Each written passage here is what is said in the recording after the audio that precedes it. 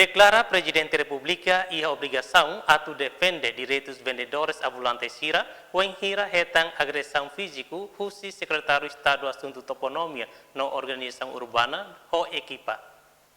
De defesa da cidadania no normal funcionamento da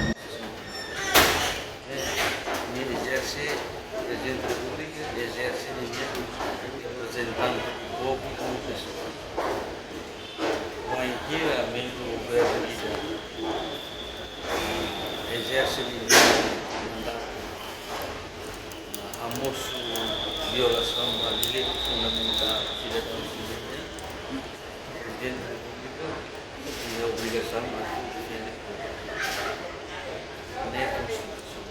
Os deputados estão deputados eleitos do Constitutivo, os presidentes da República eleitos do Constitutivo. Ele tem obrigação boa a defender o Estado de Direito. Também, dia que o governo tem o presidente da República.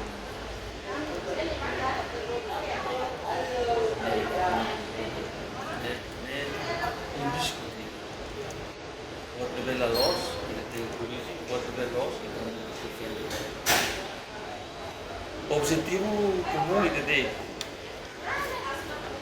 exerce e tem direito político de mandato quando se pode levar a garante o objetivo do Estado.